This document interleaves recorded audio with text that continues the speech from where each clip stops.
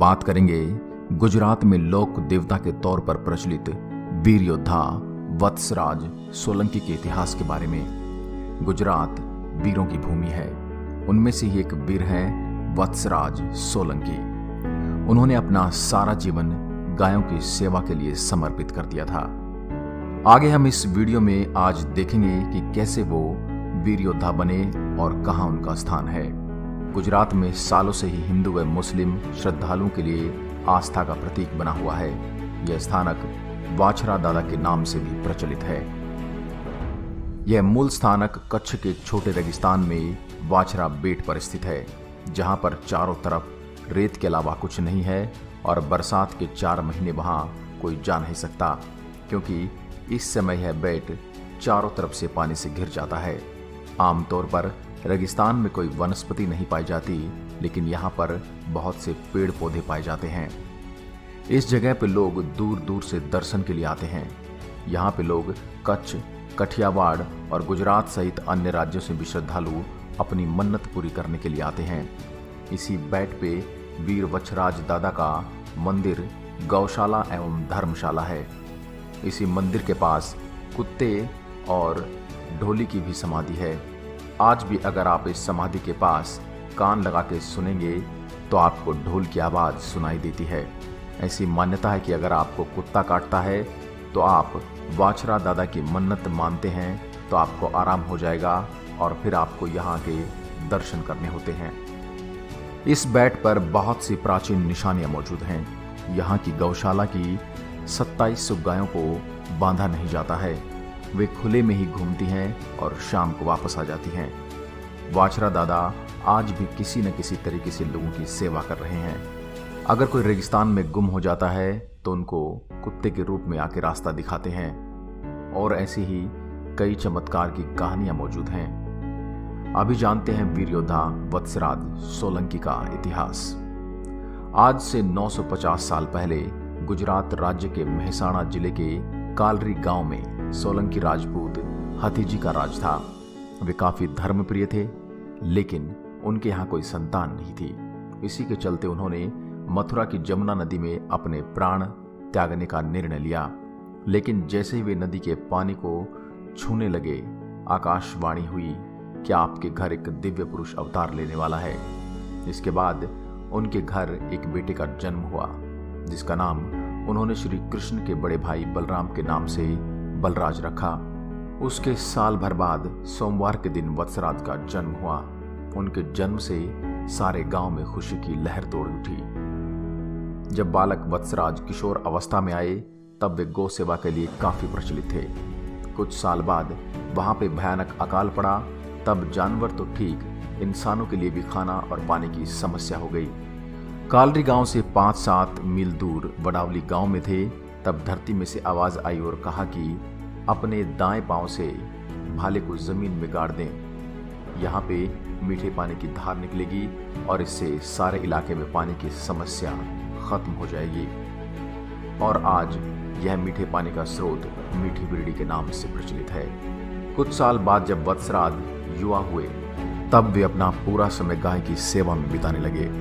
एक बार उनके बड़े भाई के ससुराल से मेहमान आए हुए थे और वे जब खाना खाने बैठे तब ग्वाला दौड़ते हुए आया और बोले, मेरी गाय को बचाइए, वो कीचड़ में फंस गई है। इतना सुनते ही वे अपनी रतन घोड़ी के साथ निकले और वहां पहुंचते ही उन्होंने रस्सी के एक छोर को अपनी कमर से बांधा और दूसरे छोर को अपनी घोड़ी से बांधा। कीचड़ में कूदने के बाद उन्होंने रस्सी के एक छोर को गाय पे बांध दिया और अपनी घोड़ी को आवाज लगाई। घोड़ी ने अपना सारा जोर लगाया और वह गाय कीचड़ से बाहर निकल गई। उनकी यह वीरता देखकर आए हुए मेहमानों में से किसी ने कहा कि बड़ियार में गाय के लुटेरे आते हैं और गायों को लूट कर ले जाते हैं। इतना सुनते ही उन्होंने निर्णय किया कि वे गायों को किसी भी कीमत पर ले जाने नहीं देंगे और उनकी रक्षा करेंगे। वत्सराज सोलंकी अपनी प्रिय 5-7 गायों को लेकर उनके मामा के घर बड़ियार चल दिए। देखते ही देखते उनकी कीर्ति चारों ओर फैल गई और लुटेरे वहां आने से डरने लगे। वे गौरक्षा और सेवा के चलते बहुत ही प्रचलित थे। इसके बाद उनकी शादी उनके मामा के संबंधी की बेटी पुनाबा के साथ तय हुई। उनकी शादी के दिन वे बारात लेकर कुंवर गांव पहुंचे उनकी शादी में बहुत से राजपूत और सोलंकी मेहमान आए हुए थे। शादी के दौरान तीसरे फेरे से पहले वत्सराज सोलंकी ने रतन घोड़ी ने जोर से घुड़की ली। तब वे समझ गई कि कुछ अशुभ होने वाला है। तभी सुनाई दिया कि कुंवर गांव की सारी गांव को लुटेरे ले जा रहे हैं। गायों का नाम सुनते ही शादी के मंडप से अपनी वरमाला तोड़ के अपनी तलवार लेकर घोड़ी पर सवार हो गए। उन्होंने गायों के लुटेरों को देखा और उनको मार के सारी गायों को बचा लिया। जब वे वापस आए तब एक चारण आई और उसने विलाप करते हुए कहा कि सारी गायें वापस आ गई हैं, लेकिन उनकी बेगड़ गाय वापस नहीं आई। इतना सुनते ही उनका राजपूत खून खोला और फिर से लुटेरों के साथ दो दो हाथ करने के लिए निकल पड़े। लेकिन इस बार उनके पीछे देवलबाई, उनकी पत्नी पुनाद्रे और सारी राजपूत सेना थी। वत्सराज ने रुद्र रूप धारण कर लिया और यह देख के लुटेरों ने अपनी जान बचाने के लिए भागने का रास्ता अपनाया।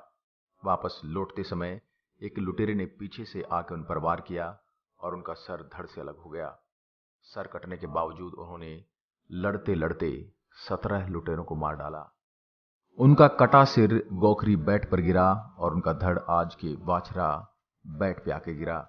घोड़ी के पैर के निशान की मदद से देवलबाई, नववधु पुनादे और राजपूत फौज उनके कटे सर के पास पहुंची। उनकी पत्नी पुनादे ने अपने साड़ी के पल्लों से अपने दोनों हाथों से उनके सिर को उठा लिया और धड़ के पास ले आए। इतने में ही सती देवलबाई ने रेगिस्तान में अपने दोनों हाथों से रेत उठाई और वत्सराज को फिर से जीवित करने जा रही थी। तब वत्सराज का सिर बोला कि उनका जीवन यहाँ पूरा हुआ और अगले जन्म में फिर से गाय की सेवा करनी है। इतना सुनते ही देवलबाई ने उनको आशीर्वाद दिया और उनके देह को समाधि देने का निर्णय लिया। इसके साथ ही सती देवलबाई और सती पुनादे ने भी समाधि ले ली। ऐसे में कालरी गांव से आए लोग, ढोल बजाने वाले हीरा ने भी अपने प्राण त्याग दिए। इसके साथ साथ लुटेरों के सामने युद्ध में वत्सराज के साथी बने मोती कुत्ते और रतन घोड़ी ने भी अपने प्राण त्याग दिए।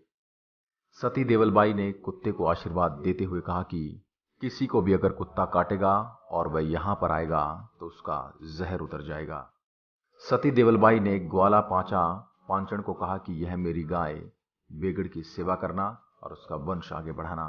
आज इस जगह की सारी गायें उसी गाय की वंशज हैं। यहाँ का प्रसाद आप बाहर नहीं ले जा सकते। अगर कोई ले जाता है तो यह प्रसाद पत्थर बन जाता है। बात है संवत 1643 की, जब जयपुर के धर्मदास नाम के एक वाणिज्य शत्रुंजय जाने के लिए संग लेके जा रहे थे। तब वे रेगिस्तान के बीचों बीच पहुंचकर घूम गए और रास्ता भटक गए। 7 दिन रेगिस्तान में घूमने के बाद भी वे बाहर का रास्ता नहीं खोज पाए। जब खाना और पानी कम होने लगा तब गाइड ने कहा कि आप वीर दादा को विनती कीजिए कि बाहर जाने का रास्ता बताएं, और मन्नत भी मांगी कि वे मंदिर आके 11 मण के लड्डू चढ़ाएंगे। और इसके बाद दूर से घुड़सवार आया और उनका बाहर का रास्ता दिखाया।